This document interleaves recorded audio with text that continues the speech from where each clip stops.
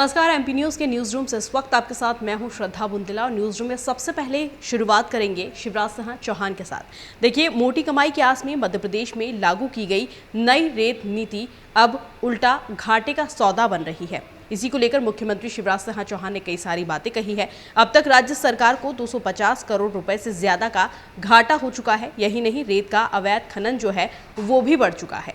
पहली बार ऐसे हालात बने हैं कि रेत खदानों वाले 41 जिलों में से 19 जिलों में वैध खदानें ठेकेदारों ने छोड़ दी है और यह सभी कोर्ट चले गए हैं। लिहाजा इन खदानों से अवैध रेत खनन हो रहा है। सरकार इसे रोक पाने में नाकाम साबित हो रही है। इस तरह के आरोप अब कांग्रेस द्वारा लगाए जा रहे हैं। हम आपको बता दें कि जबकि वर्तमान में अधिकृत रूप से केवल 23 जिलों में रेत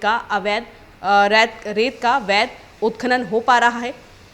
हम आपको बता दें कि तत्कालीन कांग्रेस सरकार वर्ष 2019 में नई रेत नीति लेकर आई थी। इसके तहत हुए 41 जिलों में से 1200 करोड़ रुपए में रेत के ठेके हुए थे। उसके बाद में स्थिति जो है वो उल्टी हो गई। कोरोना काल के चलते 40% ठेकेदार यहां से भाग गए। हालांकि कांग्रेस का आरोप है कि ठेकेदारों को दबाव डालकर यहां से भगा दिया गया है। अब इनमें से कई जगह भाजपा नेता अवैध रेत उत्खनन कर रहे हैं। हालांकि खनिज विभाग का ये दावा है कि अब ऐसे जिलों में नए सिरे से टेंडर जो है वो करवाए जा रहे हैं। ठेकेदारों ने जब ठेके छोड़े तो राज्य शासन ने रेत नीति में कुछ संशोधन किए थे। इसके बाद फिर से टेंडर जो है वो जारी किए गए, लेकिन ठेकेदारों ने यहां पर रुचि नहीं दिखाई। वहीं हाईकोर्ट के निर्देश पर जिला सर्वेक्षण रिपोर्ट डीसीआर निरस्त होने से खदानें जो है वो बंद पड़ी हुई है और अब यहां फिर से टेंडर जो है बुलाने पड़ेंगे।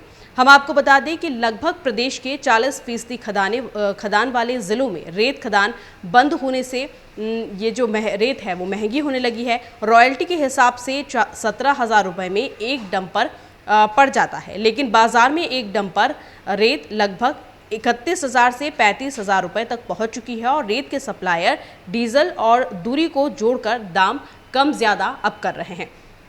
खबरों में आगे बढ़ते हैं और यहाँ बात करते हैं डॉक्टर नरोत्तम मिश्रा की।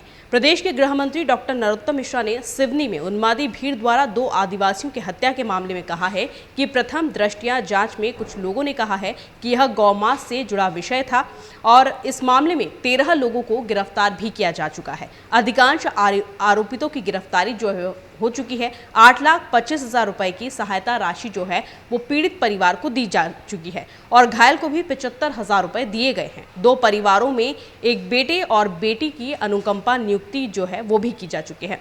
हम आपको बता दें कि ये जानकारी उन्होंने ट्विटर के माध्यम से की है। उन्होंने ट्वीट कर एक बात और कही है। क्या कुछ कहा है उन्होंने वो भी हम आपको बता देते हैं। मीडिया से चर्चा की जा रही थी। जब चर्चा के दौरान कमलनाथ के बारे में उनसे सवाल किया गया तो गृह मंत्री ने कमलनाथ के बारे में कहा कि नेता प्रतिपक्ष का पद जाने के बाद अब कमलनाथ के अध्यक्ष पद पर भी संकट के बादल छाने लगे हैं। वो इसलिए बेटे नकुलनाथ को आगे बढ़ा रहे हैं और हकीकत यह है कि कांग्रेस में परिवारवाद की संस्कृति जो है वो अब हावी हो रही है और ये बात भी उन्होंने ट्वीट के जरिए कही है। खबरों में आगे बढ़ते हैं और बात करते हैं ऊर्जा संयंत्र की। तो मध्य प्रदेश में किसान सौर ऊर्जा संयंत्र अगर लगाता है तो उसका 30% खर्च जो है अब वो सरकार उठाएगी। 25 साल तक उत्पादित बिजली भी खरीदेगी। इसके लिए 1,250 मेगावाट क्षमता के सौर ऊर्जा संयंत्र की स्थापना जो है वो की जाएगी और मुख्यमंत्री शिवराज सिंह चौहान की अध्यक्षता में बुधवार को मंत्रालय में कैबिनेट की बैठक में प्रधानमंत्री कृषि ऊर्जा सुरक्षा एवं उत्थान महा अभियान योजना के अंतर्गत 7,996 कृषि फीडर को सौर ऊर्जा से ऊर्जीकृत करने की योजना को मंजूरी यहां पर दी गई है। इससे 2.25 लाख किसानों के पंप सौर ऊर्जा से चलेंगे। कैबिनेट के निर्णय की जानकारी देते हुए चिकित्सा शिक्षा मंत्री विश्वास सारंग ने बताया है कि प्रदेश में सौर ऊर्जा को बढ़ावा देने की दिशा में लगातार कदम जो है वो उठाए जा रहे हैं और इसी कड़ी में योजना को मंजूरी दी गई है। कृषि फीडर को सौर ऊर्जा से जोड़ने से किसानों को दिन में 8 घंटे बिजली जो है मिल सकेगी। हालांकि हम देखते थे कि गांव में पहले बिजली जो है वो कई समय के लिए चली जाती थी, काफ़ी घंटे बिजली नहीं आती थी, लेकिन इससे अब लगातार किसानों को बिजली जो है वो मिल सकेगी। किसान भी सौर ऊर्जा संयंत्र लगा सकेंगे और इसके लिए उन्हें केंद्र सरकार द्वारा 30% अनुदान जो है वो दिया जाएगा। तो किसानों के लिए बहुत ही अच्छी खबर है ये। खबरों में आगे बढ़ते हैं और बात यहाँ करते हैं हम नेता प्रतिपक्ष डॉक्टर गोविंद सिंह की। देखिए, भारतीय जनता पार्टी और आरएसएस के लोग जो हैं वो समाज के हर उस व्यक्ति की आवाज़ को दबा देना चाहते हैं जो उनके खिलाफ बोलता है। यहाँ लोगों के संवैधानिक अधिकारों का दमन भी किया जा रहा है। ये कहना है मध्य प्रदेश विधानसभा के नेता प्रतिपक्ष डॉक्टर गोविंद सिंह का। उन्होंने जबलपुर से सिवनी के कुर्रई जाते समय जबलपुर में मीडिया से बातचीत की। नेता प्रतिपक्ष डॉक्टर गोविंद सिंह ने यह भी कहा कि भाजपा और आरएसएस के लिए समाज को बांटने की राजनीति यहाँ पर की जा रही है। जो भी उनकी गलत नीतियों के विरोध में आवाज़ उठाता है, उनकी आवाज़ जो है वो दबा दी जाती है। और मुख्यमंत्री शिवराज सिंह चौहान की तुलना टंटिया भील से किए जाने पर डॉक्टर गोविंद सिंह ने कहा कि टंटिया भील और टंटिया मामा में बहुत फर्क है। टंटिया मामा किसान और आदिवासी विरोधी है। इस टंटिया मामा के राज में आदिवासियों की जमीन पर ताकतवर लोग जो हैं वो कब्जा कर रहे हैं। किसानों को उसकी फसल का वक्त पर भुगतान भी नहीं किया जा रहा है। यहाँ तक कि उन्होंने बहुत सारे आरोप बीजेपी पर भी लगाए हैं। हम आपको बता दें कि उन्होंने कहा है कि हर तरह के अपराध भी यहाँ पर बढ़ रहे हैं।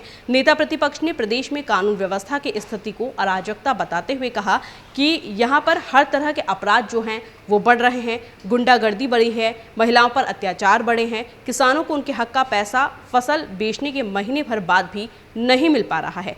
ऐसा शिवराज मामा के राज में हो रहा है। बुलडोजर वाली कार्रवाई को लेकर भी उन्होंने यहाँ पर बहुत कुछ कहा है। हालांकि इस बयान के बाद, इस बात के बाद क्या कुछ पलटवार भाजपा की तरफ से आता है, ये देखने वाली बात होगी। खबरों में आगे बढ़ते हैं और बात करते हैं मौसम की। तो अभी चिलचिलाती धूप का सामना लोगों को करना पड़ रहा है। काफ़ी ज़्यादा लोग जो हैं वो मौसम से परेशान हो चुके हैं। कभी हल्के बादल छाए हुए होते हैं तो कभी तेज़ धूप का सामना लोगों को करना पड़ रहा है। लेकिन हम आपको बता दें कि अभी तक नौतपा नहीं आया है, लेकिन नौतपा 25 मई से शुरू हो जाएगा, जो कि 2 जून तक रहेगा। इन 9 दिन में भीषण गर्मी के आसार जो हैं वो मौसम वैज्ञानिक बता रहे हैं कि इस दौरान भीषण गर्मी पड़ेगी। जिस तरह से अभी हम गर्मी देख रहे हैं, 41 के पार गर्मी का पारा पहुंच चुका है, लेकिन नौतपा में भीषण गर्मी के आसार मौसम वैज्ञानिकों के द्वारा बताए गए हैं और लोगों को भीषण गर्मी का सामना भी यहां पर करना पड़ेगा। फिलहाल न्यूज़ रूम में इतना ही और हम फिर हाजिर होंगे कुछ न्यू अपडेट्स के साथ। तब तक के लिए नमस्कार। एमपी की नब्ज, एमपी का हाल, मध्य प्रदेश की हर खबर एमपी न्यूज टीवी के साथ। लगातार खबरों के लिए सब्सक्राइब करें हमारा YouTube channel MP news TV. Latest updates के लिए बेल आइकन दबाना जरा भी न भूलें।